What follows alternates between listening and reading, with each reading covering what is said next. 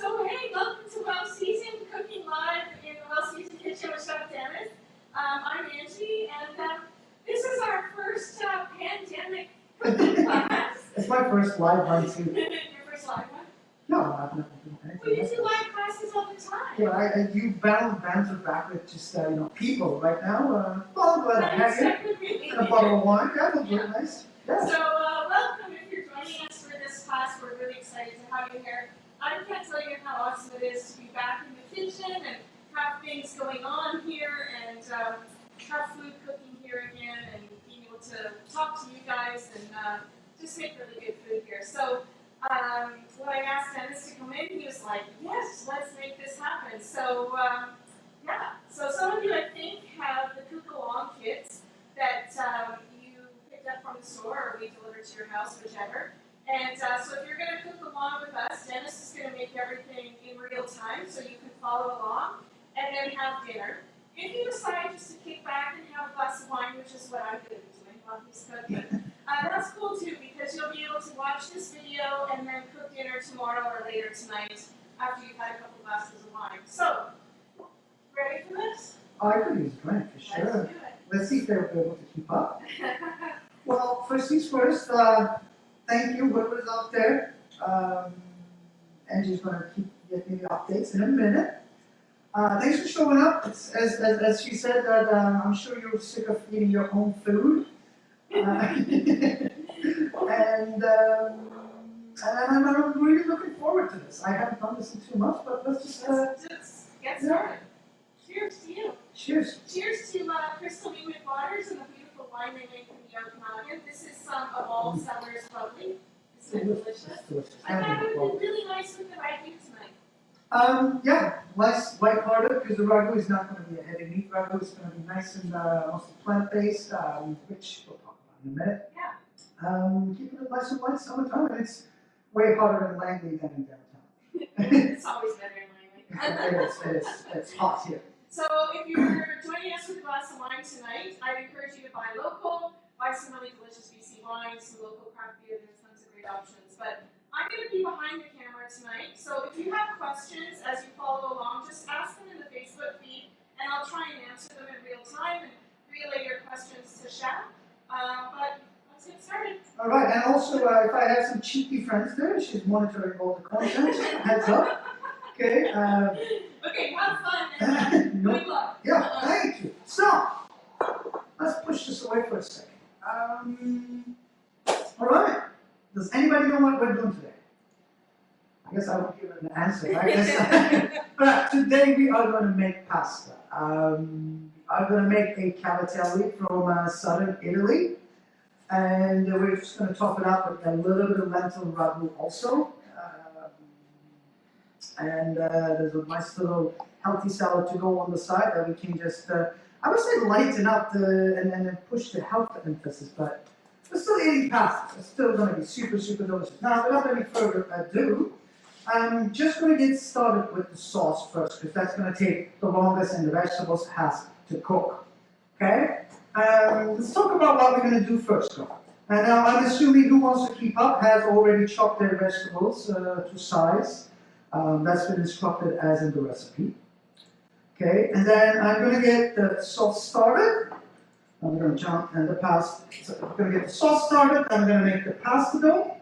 Then while the pasta dough is resting, I'm going to do some crucial moves in our sauce. Then I'm going to do a little bit of salad dressing. And then I'm going to make the shapes of pasta, and then hopefully we're going to finish very, very strong.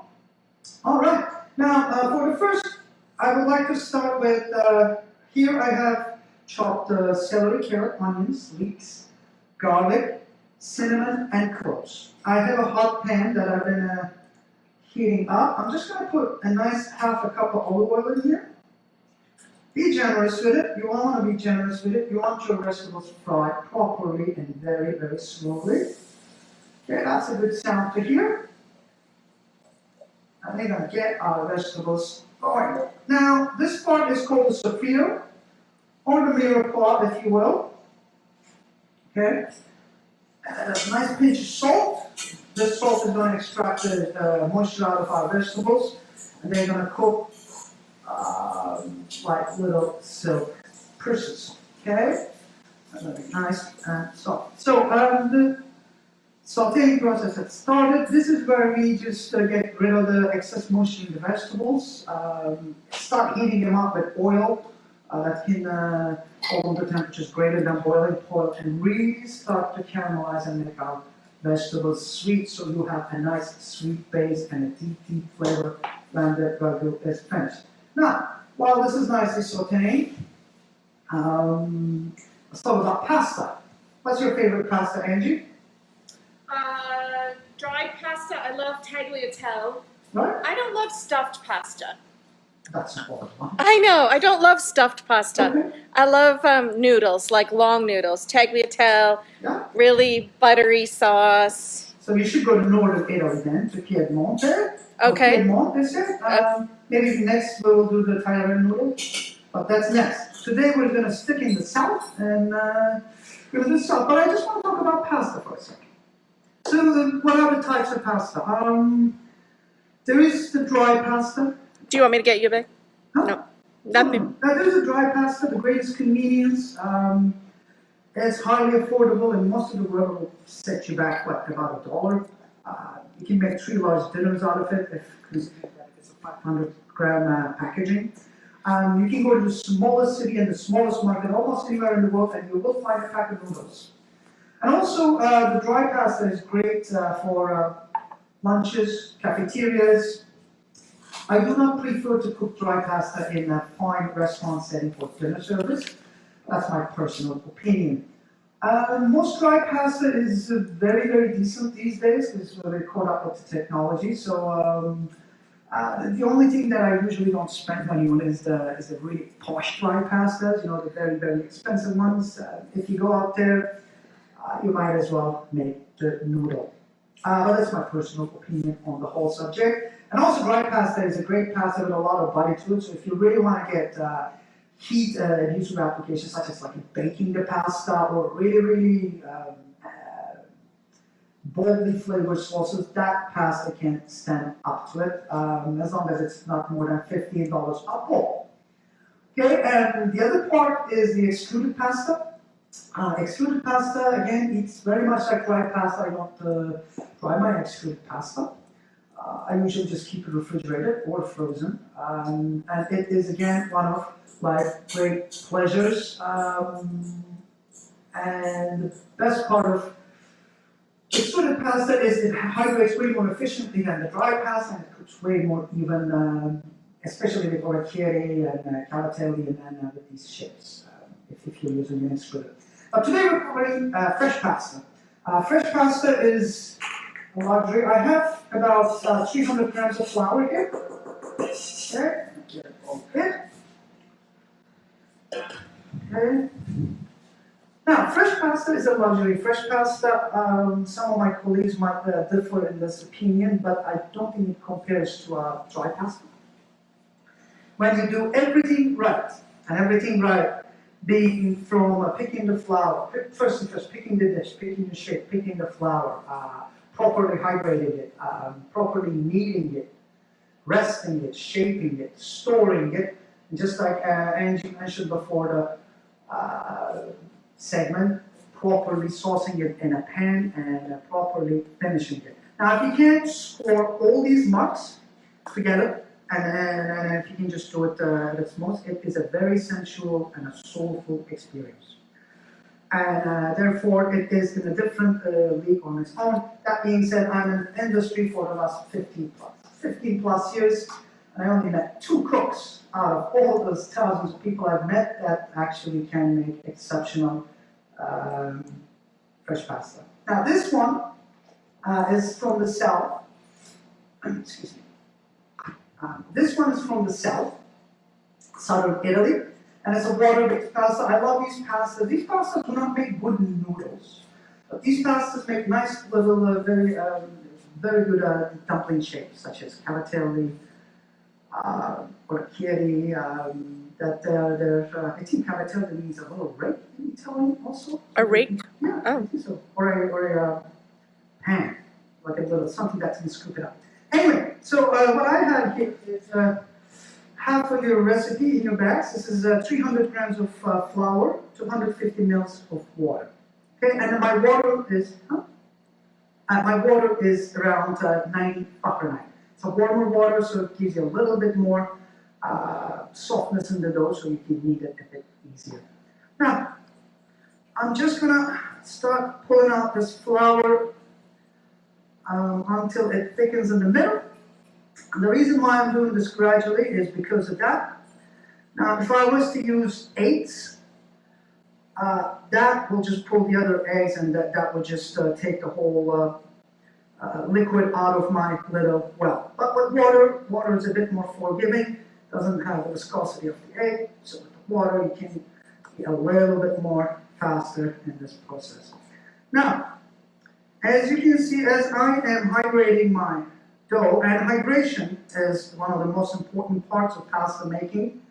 You know how most people are really obsessed with their pasta shapes and their presentation and their ragus, that they're actually missing the most of the point.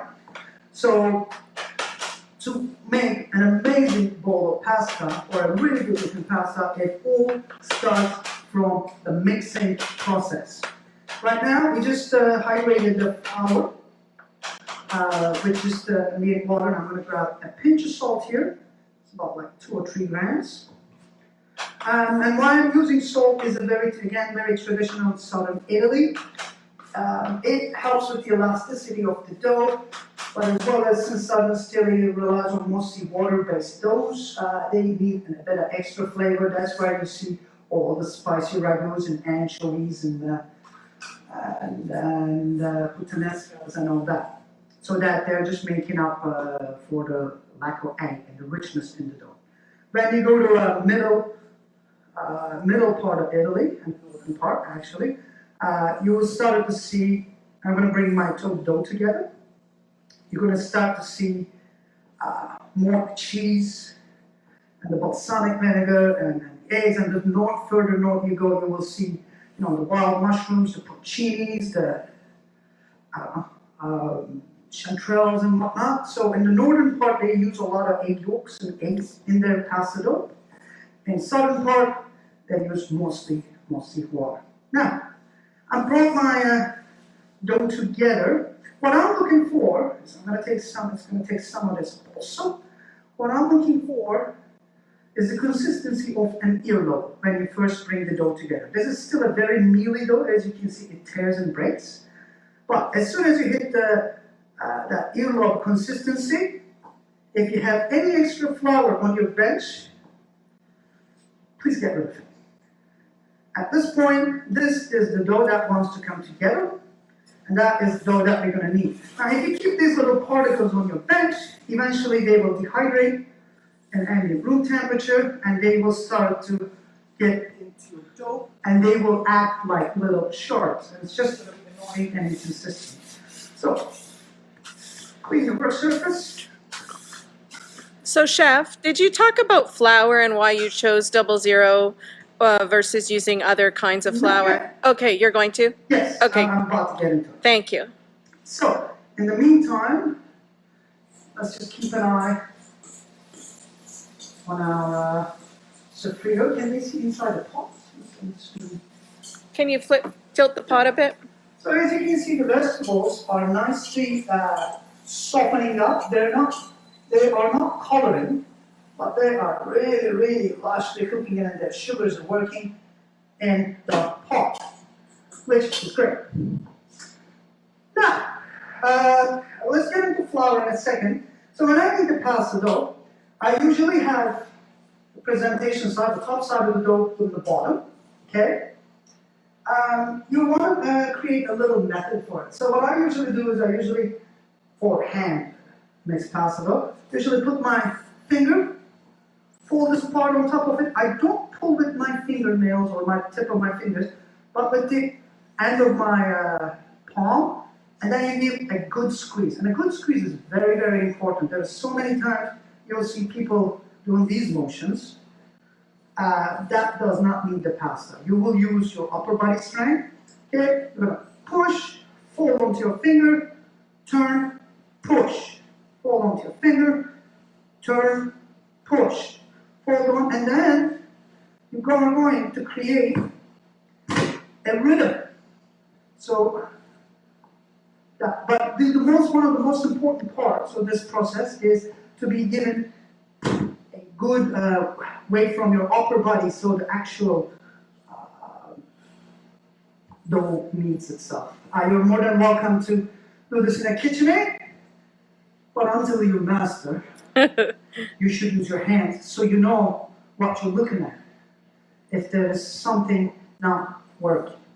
Now, the type of flour that I usually use for pasta dough is either fine semolina, if I can find it, and if I cannot, I use Tipo 00 flour, ideally imported from Italy. Tipo 00 does not refer to the protein content of the flour. It only refers to how fine the flour is milled. That fine little grit will require, because it's so fine and hydrates so fast, it will require less water to hydrate, which means you will have a better texture on your pasta. Now you can find Tipo 00 flour, Tipo 00 flour. You can find cake flours in that. You can find all-purpose version of it. And you can also find bread flour for it. Now, you want a good protein content in the flour. So it's a nice, quite little workout, eh? If you're not sweating, you're not doing it right. Let me tell you that. Okay, it takes. So, anyway, now the thing about the Tipo flour is it requires less water or less liquid to hydrate. Therefore, you really have to adjust your hydration. And by hydration, what do I mean is, with the pastas, I usually have a formula rather than a recipe. I find pastas work best with hand stretch pastas. This is hand rolled or handmade pastas with a 50% hydration. Now, this means if you're using a kilo flour, okay, if you're using a kilo flour, you will require 500 grams of either water or eggs or a combination of that two. Now, depending on your shape and how you want to how you want to shape and dress your pasta, the composition is yours to figure out. Meaning, if you want a really rich noodle, you can completely make egg yolks, but all you have to do is if you're having a kilo of flour, you will need 500 grams of egg yolks. And that's a simple formula, meaning you can take and you can apply it to any pasta recipe. Okay, so 1 kilo of flour to 500 grams of whatever combination that you would like to use. So, Chef, Barb wants to know if you can use a food processor. Absolutely. Now, there are two ways of, now, as you can see, oh my God, yeah. All right, that's a really nice work too. How smooth and different that is. Now, give me a second while I write this. So, you can easily put everything in a food processor, and you can cut the liquid dough, and you can take the whole thing in without kneading it. You can just wrap it up and put it right in the fridge to rest. And the next day, your dough will be made for you. There are two ways of developing gluten strands in a dough. One of them is by working it, just like we did. Okay, and the other one would be by letting it rest over a good period of time. So, that was my dough. Now she's got to rest. Okay? Now let's look at our little ragu here, and I'll show you the vegetables. Again, this is ready to receive its red wine, and I'll show you the state of the vegetables. Now, once you hit that, they're nice and lush and soft like this. It smells so good. That little piece of cinnamon is so fragrant. Isn't it? I love a little bit of cinnamon and cloves, and sometimes dark chocolate and ragus, but let's not get the Italians started now. Okay? Now, I'm going to turn my heat up a little bit. Okay. Then I'm going to add my red wine. Now, if I was using meat for my ragu, I would be just using white wine, because I love white wine. It's a bit lighter in the ragus, but since we're just only using lentils today, we are going to glaze it with red wine, but red wine for a little bit of richer flavor profile. Well, cheers. Cheers. Everybody's excited about the workout they're getting from making their fresh pasta. I can't see anybody though. See, normally this is the time that I heckle people and take a break and have a little rest, but They're heckling you right now. oh, they should. Anyway, so let me look at the sauce. Now, why I picked this recipe is with the same dough, you can make all sort of Italian shapes. Okay, so just now you know how to make the dough. All you need to do is www.youtube.com, get on there, pick your shape, and since you got your dough ready and right, then the shaping it is not really a big deal. Oh, this turned off. How do I do this? The power button, yep. There you go. There we go. Dennis hasn't been in the kitchen for a while. Our kitchen. He's been in his kitchen, but not ours. I've been eating my own food for a while now. It's just something I've had. Oh man! Oh, that's why. Are you part of this sourdough craze, Chef? I'm a baker. Yeah, of course. It's not a craze. It's always been a craze in my life. It took me a few years to figure it out, but I'm an avid baker of. I love dough. I specialize in dough these days. I spent the last 3 years studying different types of doughs and how they come together and how they perform with different cultures, fat, and anyway. So the reason why I picked this ragu today is because again we're covering a lot of pasta shapes from southern Italy. Now with this, most of your every household is a different ragu recipe. So this is mine, okay. And you can take this base that is super delicious in cooking right now, and you can make, instead of lentils, if you're fortunate enough, you can use sausages. You can use different types of meats. You hate lentils, you use beans. You use a combination of lentils, since it's hard times, right? Combination of lentils with meat. This is not try to come up with a meat substitute for your diet that's vegetarian or more healthy or anything. But the lentils are amazing. They're very nutritious and they're amazing in texture and they're very delicious to eat that they're cheap to buy. So why did you choose this particular lentil as opposed to like a, like a red lentil or something? Well, red lentils, red lentils, when they cook, they disintegrate. They have hard time when they cook, they keep their shape. And if they are keeping their shape, they're not good for your digestion. Green lentils, the generic green lentils are okay, but I find the best bang for your buck when we talk about lentils are the French lentils.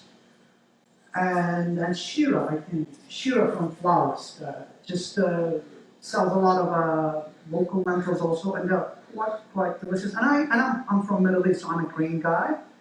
So that's why we're doing this. But by all means, take this recipe. You can add cream to this. You can omit the tomato. You can add fish sauce, a bunch of fish, and clams in this. This will work. Or, honestly, if you can make a tip-top noodle and an amazing fresh pasta, this is on its own is delicious enough to dress a bowl of pasta. But the sausage doesn't hurt. Now, My wine has been evaporated. Again, you can see the fat dripping now. Now, this is the time I get my lentil in. So chef, did you pre-soak those lentils? So the lentils have been soaked overnight.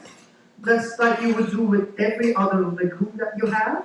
It is very important to partially hydrate the legumes before you cook them. It makes it breaks them down. It makes the cooking process way easier and way shorter. And So- you have to attend to it. When you soak legumes, you want to soak them in plenty of cold water, and then leave them on your shelf. Or on your kitchen counter overnight. And the next day, rinse, wash, and then fresh water and cook with it. I put salt when I cook my legumes. Some people say this toughens it up, but that wasn't my experience, and it works. So now, if you don't put enough salt when you cook your legumes, what happens is it hydrates really, really bland, and then you have the salty water on the outside, which when you toss into a sauce, you have a really nice flavorsome sauce, and you're coming across to a lentil or a legume or whatever it is that's bland, and it just stops your eating. So it's not a continuous bite. Is what it is. So, sorry to interrupt. Let's just say you forgot to soak your lentils overnight and you get home from work and you want to make this pasta. You boil them on the stove in some salted water. For how long would you boil them just till they're sort of al dente? Still, they are not al dente. You should cook your legumes soft. Okay. Al dente legumes, again, are not good for your digestive tract. They're going to literally hurt you. So, depends on the lentil, depends on how much water you have, but I would say it will take a good hour and 10 minutes, which is most of the, that's when the legumes start breaking down. Anyway, so that's our lentil part. My lentils are coming up to heat. Now, there's another favorite recipe of mine that I love cooking it everywhere. It is not because it's, again, a vegan alternative to Caesar dressing, but because it's generally a delicious dressing. It's called a tahini dressing. This is a very traditional dressing that we put in our beans in southern East Turkey. It's called piyaz. The dish is called tahini piyaz. It is a very creamy dressing, very flavorsome, exceptional for your health. It's super light, and it can be just as delicious plant-based as if you want to add extra, I don't know, Parmesan, fish sauce, and whatnot. So, but I've been doing this dressing, and I usually dress my bean salad with this dressing, but it also doubles up as an exceptional vinaigrette. This will stay in the fridge for up to a month without going off, so I just keep it in the fridge. Now, here I have my tahini paste. To this, I'm going to add, I would say, half a lemon juice. Okay. Now I'm going to mix this up, and I'm losing my tahini paste. Now to this, right now, I'm looking at this, it's a little bit thick, so I'm just going to go grab a little water. Oh, sorry about that. Just like the recipe says. And now I want to dilute this to a very, very loose paste. Okay, as you can see, you can use, if you want almond paste, you can use cashew paste. You can replace this as the tahini sesame seed. Not Nutella. No. You have some common sense. A nice pinch of salt. Okay, looks like a lot of salt, but don't forget, this is a vinaigrette bag. We can talk about seasoning. And then, after that nice pinch of salt, I'm going to grab my olive oil. Now, this part is a little bit tricky. This dressing is more temperamental than hollandaise, and if it splits, there is no way that you're going to put it back together. Which some of you might be able to, but I highly doubt it. So you don't want to split. So you want to get your oil going in very, very, very slow in the beginning. Okay. Now to this, today I'm going to. I have to be somewhere after this. Don't worry, just in the social distance protocol. So I'm not going to put garlic in this. But zest the garlic in there, chop up a little anchovy in there. It's all more than welcome. And as you can see, it's a nice, creamy little dressing. Now I'm going to taste this. Oh my God, so good. All right, dressing goes to the side. Now, my pot has caught up with heat. Okay, my vegetables and my lentils are just nicely mixed. To this, I'm going to add my tomato puree, some Marzano tomato puree, which comes with your kits. Okay, as well as some water to cook it, and then I'm going to simmer this until it is nice. It is already thick right now, but it's until nicely combined and everything marries in that pot. Now with your tomatoes, the more you cook this ragu, the better it gets, obviously. But whenever you use canned tomatoes, and canned tomatoes are usually higher in sugar. Okay, if you cook canned tomatoes more than 2 hours in any environment, the sugar starts to caramelize and they start burning, and your ragu will go bitter eventually if it's tomato heavy. So what I usually do is I usually cook the base of my ragu with its meat and its vegetables and wine and stock and whatever I'm using, about an hour or two normally, and then add my tomato products and simmer the tomato so it retains its freshness. Today this is a quick ragu and our lentils are cooked already. This is going to cook in time. Chef, Dina has a question. She wants to know if you're using anchovy paste instead of anchovies in the dressing, how much would you use? If she is using anchovy paste, I would add it gradually. And just taste as you go? Taste as you go. Because every anchovy is different also. You can find really good quality anchovies that are mellow in taste. You can find pickled anchovies that are white anchovies. You will need way more of it because they're not as condensed and strong as a regular anchovy. Or your generic anchovy is pretty salty. So the seasoning depends on how much you actually like it. It's fun, and if you can't find anchovies, fish sauce is perfectly fine. Okay, so let's check our dough. This is resting about 10 to 15 minutes. As you can see, how supple and wonderful it is. Okay, now this is a soft dough. This is a little dumpling dough. Okay, and with the hand pasta, hand pastas, the softer the dough. Sorry, no, I can't say not softer the dough. But with the handmade pastas or hand stretched pastas, especially if you're going to use a mozzarella, I'd rather have the dough a little bit softer so it doesn't make your life miserable. So when you're rolling it out. And then I would just dry them on a piece of tray so they lose that little bit of excess moisture and they come back to that density. But there's no reason to make your life difficult. As you can see, we have a cohesive and uniform dough there. It's a little bit on the softer side, but again, it's not the end of the world. So, whatever dough you're not working, okay, goes back under the bowl there. Then we are going to turn this down a little bit and turn this up a little bit. It's different every time. Now I just got a little chunk of my dough that I'm going to, wipe this excess flour here. I'm going to use the stickage from my table and I'm going to roll this into a rope that is coarsely around 3/4 of an inch to an inch in diameter. Okay? Now this is a fresh dough. Again, now what I would do if I were you would be I would soak my lentils, make my dough, cut all my vegetables, make my tahini dressing tonight, so that the next day you'll come into a really, really nice relaxed dough that you can shape way easier. Again, pasta making is one of those things that you have to be, especially any dough making or any bread or pastry. Nobody has ever read a recipe and just go and squirt it out of the pot, just so you know. Be patient with yourself, okay? not achieving what you're trying to achieve from the dough, well, first things first, do a little troubleshooting if your dough is right or wrong. And everything is right, and if you're not scoring, just take a break.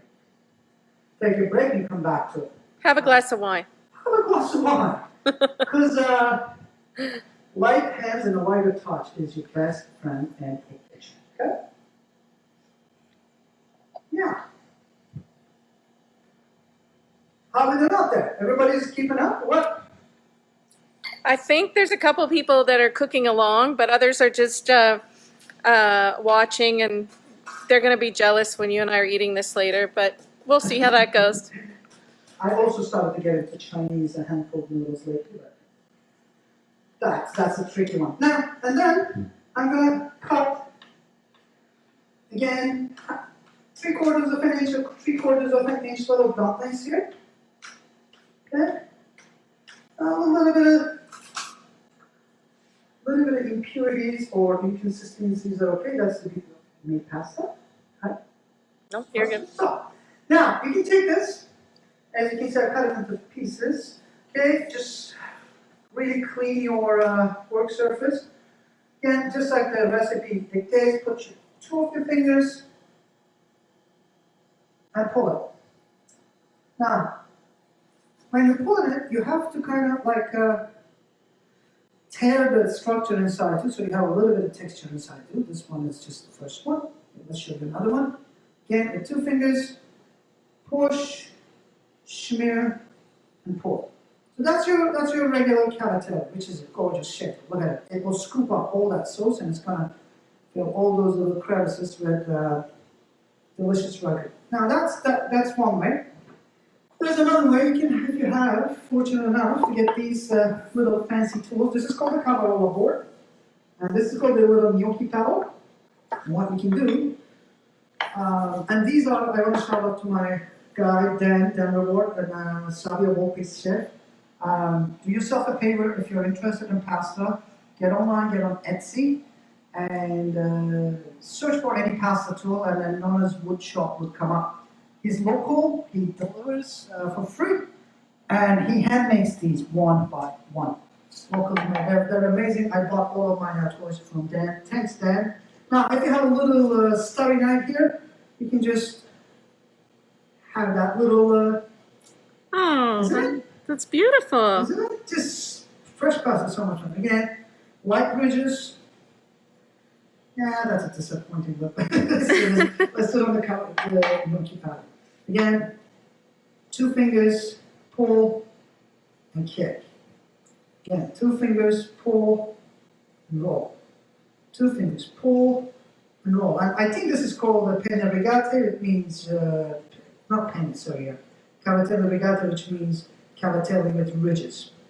Again, then once you get advanced, you grab 2 of them and start 2 at a time. Now you're just showing off. Sure, I use 2 hands. Or again, away from you, towards to you. Just pour yourself a glass of wine. You get the kids, get some slave labor in there. Yeah. Put everybody to work. That was my strongest point when I worked at kitchens, with professional restaurant kitchens. I put everybody to work. All right? And you keep an eye on them too. So you didn't flour that board. So if your pasta, well, this is kind of a used board, so it's got a nice kind of like used non-stickiness to it. But that being said, if your pasta dough is well made, actually, and properly done, you will never need extra flour to stretch. Maybe just to dust at the end, just to dry it. Again, smear it and roll it off. So inside it tears apart also, so you have extra texture in there too. Again, if your dough is well defined, which this, if we were to make this tomorrow, it will go way easier. Okay. And that's your goal. If you can score a pasta that doesn't need any extra flour, you're on the right track, I'll tell you. And how difficult was that? Look at this. Now, what I like to do is before I cook these, I usually get them on board. I start a little bit earlier too, so I don't have to just make, 2 pounds of pasta. Now, I sprinkle a little bit of regular flour on the outside. Not that it needs it or it's going to stick or anything, but this flour is going to dehydrate it a little bit faster. I don't dehydrate my fresh pastas completely. This is perfect right now to go into the freezer. Just make sure that they're all on one flat surface and they are not crowded. Okay? Now, after you're done this, you can leave this at room temperature for about 2 hours. And after 2 hours, they're good to go. Or literally, you can just do what we do now. I'm going to eat it. So you could dry them out or pop them in the freezer. If you pop them in the freezer I like to dry them out regardless, about 2 hours. Okay. And then they could be refrigerated. In a refrigerator, it will sit around 5 days without deteriorating. Or in the freezer, it'll keep up. Well, depends on how well it's been packaged. It'll keep there for about 2 months. But ideally, fresh pasta should not be frozen. It's such a delicate and essential and a beautiful, when done right, that it should never go in the freezer. It should go in the water. Now, our pasta is ready. Now, I forgot to mention, for the pasta, for your recipes, each 100 gram of pasta yields to 1 portion of pasta. 1 per person. So you got 6 people coming, that's 600 grams of flour. What is half? If you use water, 300 mils or grams of water. Or some form of egg. Also, I usually, when I'm dealing with egg pastas, I usually measure my liquids rather than my flour, because most eggs are different, and that slight difference can make or break your dough. So if my eggs are, instead of 50 grams to 54 grams average in each, first I crack the eggs, then I multiply that by 2, and then I I measure my flour. Now, again, for 1 per person, a scoop of ragu, like this. Yeah, that's good for 2 people. Now I'm going to get this going here, and this is my boiling water. How to salt your water. Now your pasta is salty already. Let's turn this off. Let's get you up. Sorry about this. Okay. So, what are we talking about? The pasta water. Pasta water. Your pasta water has to be salty.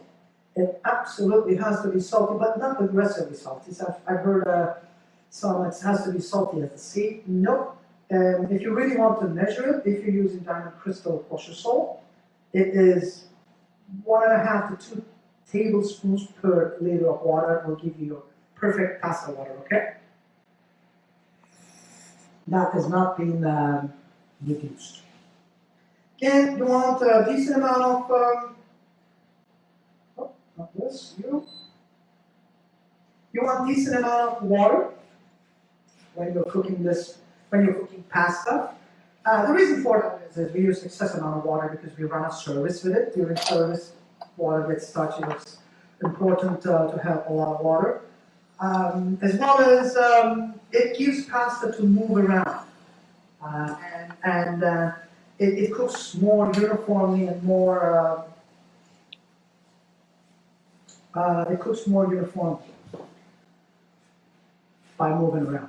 Obviously, this little pot is ideal for this, but if I had more noodles, I would get a larger pot. Because last thing you want to do is cook your pasta in not boiling water. It gets really mealy, especially if the water is starchy. It starts to mess with it.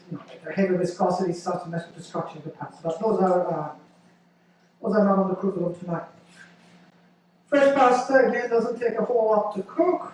It's going to take about 2 minutes per, or when they float on top of water, they are usually good to go. Now, while all that is happening, let's dress our salad. I have some very, very generic romaine lettuce because it's delicious and it's out there and it's easily accessible and available.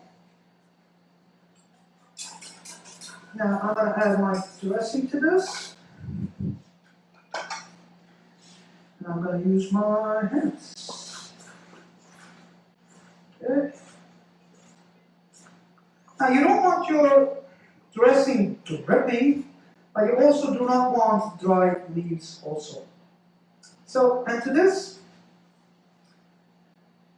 I'm going to add half a lemon juice. This is optional. I like extra acid because I'm from Mediterranean. We eat a lot of things with acid and we don't dress them too heavily. Okay. And I also like the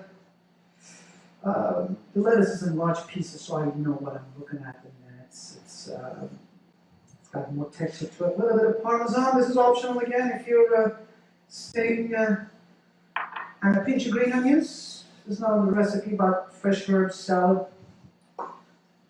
So, chef, you're using romaine here. This dressing is light enough. It'll hold up with some softer greens too. It would, but let me suggest you something. I'm not a big fan of the mesclun greens. They never actually deliver and they lack in taste and then texture. Don't get me started on the mesclun greens. What? Yeah, they're Isn't horrible. it just sad? Yeah. So what I would do would be just like buy whole heads, such as radicchio, Belgian endive, red endive, chicory, and right now the limits are endless. That's out of the salad. Okay, there, and our dumplings started to float. Just gonna add a little bit of cheese, because what we like without without cheese. I wrote you the recipe for these little croutons there. I keep them on my counter all the time. They make a great snack. Okay, that's the salad. The other night I saw you served some lemon croutons with a piece of steak that you'd cooked in the cast iron. It looked really good. Thank you. But it's, again, it's a form of starch. Yep. And if you make the bread. Now, let's talk about how to finish the pasta. As you can see, I have nice, my dumplings are floating. And my dumplings go in. Now, I am not draining my dumplings too much because I want a little bit of water in there just to combine and make everything really starchy and awesome. All right. Now, only if this doesn't turn off. Hello. Welcome to inductions. Okay. Now, as you can see, again, your pasta is a bit better looser than it's tighter, because as this sits on the plate, this will start to tighten up. Again, okay. Maybe one more scoop of sauce here, and a little bit more pasta water. All right, let's grab a spoon and taste this. Before you serve anything, you should always taste it. That is quite delicious. A pinch of salt. I'm going to add the rest of my green onions, which is going to give a little bit of lightness. I love herbs. It's also traditional to use herbs in pasta and southern cooking, southern Italian cooking. Okay, another pinch of Parmesan, just tighten the whole thing up. Probably a pinch of black pepper just for warmth.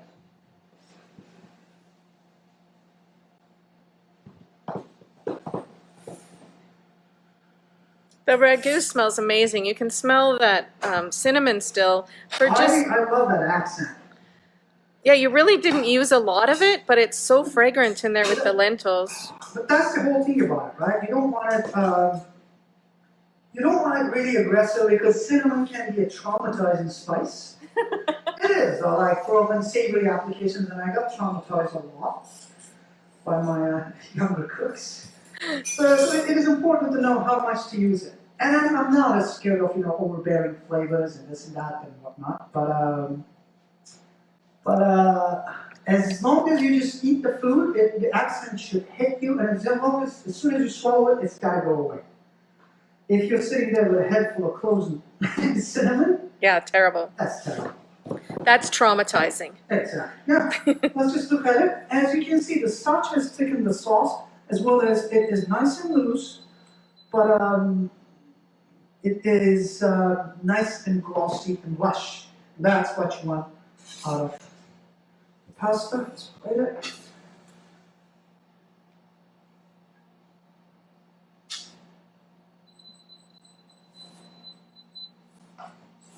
Let's see. That's yours, Angie. Correct. That's that. You can drop a little bit of juice from the sauce if you want. Wash it up. So, Chef, if you had leftover sauce, would that freeze well? That is what you should be doing actually. Never make 1 liter of sauce, always make 5 liters.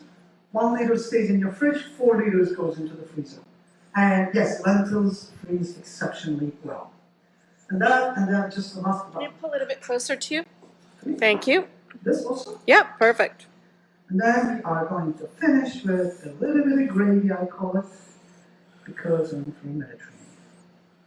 And this is your fresh cavatelli with spicy lentil ragu and a little Caesar salad with tahini dressing and garlic croutons. Thanks for joining us. Please send us your feedbacks. It is nice to be connected and cooking again, God knows. So, Chef, sorry to interrupt. Tracy wants to know, if you didn't have a whole cinnamon stick, how much ground cinnamon would you use, approximately? Depends on the cinnamon. I'd love to give you sorry.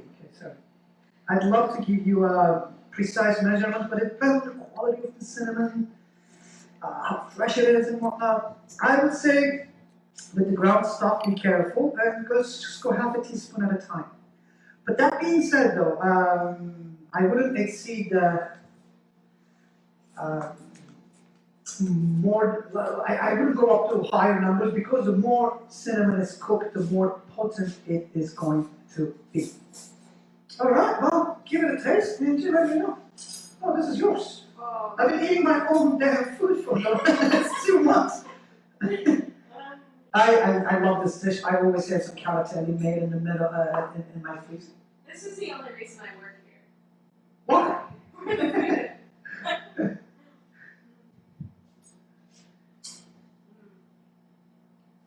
That's so delicious. The pasta is so firm. Exactly. It's got a bite. Uh-huh. Also, can we clarify that the misconception on al dente? Your pasta absolutely has to have a bite. It cannot be disintegrated or pasty and whatnot, but it's got to be tender. The amount of raw, fresh pasta that I've been served over the course of years, you know what I mean, that has that nice tenderness to it, but it still stands up to the sauce in your mouth, and that's what you're ideally trying to achieve. But It's amazing, some flour and some water, a bit of time, and this is what you end up with, is a beautiful noodle that you can sauce with anything you want. exactly. Really, I mean, this. Even you can just scramble eggs and just like pour them on top, and they're gorgeous and delicious. Good cooking doesn't take a whole lot of time, but that being said, I understand dough matters is a little bit it's hard and intimidating. But that being said, it's 2020 and we have a lot of access to information. A lot of access to information that that shouldn't be that intimidating. It's crazy out there. People are making croissants at home. In my old time, I had to get into a pastry. Eleanor just yelled at me 6 months straight before I could make a proper pastry. So it's different times. But don't be intimidated. Get in the kitchen, especially these days, because we got all the time you need. Yeah, we do unfortunately have a lot of time. I mean, this is such a nice way to socialize with people. So, our group our social circle is going to be able to expand in the next week or two, hopefully, and we'll be able to have maybe a small dinner party in our house again. So this is a beautiful meal for 4 or 6 people. Exactly. You can make the pasta ahead of time, do the rice ahead of time, and just assemble it while your guests are enjoying enjoying a glass of wine, have salad. Absolutely. How long will the dressing keep? About a month, about 2 months in the fridge if it's kept properly. And you can't leave it on jar like unlimited or whatnot, but it will take about two months. And the best part is frozen pasta cooks. Just takes another extra minute to cook. Yeah. So and you're not losing most of the quality. With the filled pastas is a bit different, but with these dumplings, it can freeze very well. But that being said, if you do all that work, you might as well just get it in the pot and have a big plate and a big glass of wine. Yes. So, Chef Dennis has agreed to come back next week and do another class. There's no getting rid of me. So I think Thursdays seem to work well for us here at Well Season. So I'm really anxious to get some feedback from you. I want to know if this is a good time of day for you. I want to talk a little bit about the format and what you learned and sort of how it worked. I know there was a bit of challenge with the sound. Unfortunately, I think the sound is a Facebook issue. So I'm trying to resolve all of these things. And Facebook, I think, is the best way for us to keep broad access and keep it free for It's people. easy, yeah, It exactly. is easy. So anyhow, I'm grateful to you for joining us tonight and for participating in our kits and our pay what you can part of this class. Dennis is an independent contractor, so this is a way for us to help him stay employed and keep working, and it's a way for us to have some variety in our kitchen, and hopefully it's a way for you guys to sort of stay inspired and learn to make something new. And if you don't need the pasta, because I mean, I understand it's a little bit intimidating, it takes a bit of time, you can still make this beautiful ragu and use dry pasta. Absolutely. I have a question. Do they have access to this video after it's been published? Yeah, so this Oh, video, there you go. That's so this will live on Facebook, but we'll also transfer it to our website, so you'll be able to see it online and on our YouTube channel as well. nice. You're gonna be famous. Yeah, that's what I'm looking for. So, don't go anywhere next Thursday, okay? We'll see you then. Okay, cheers, thanks, Chef. Cheers, thanks, That was Angel. delicious. Thank you.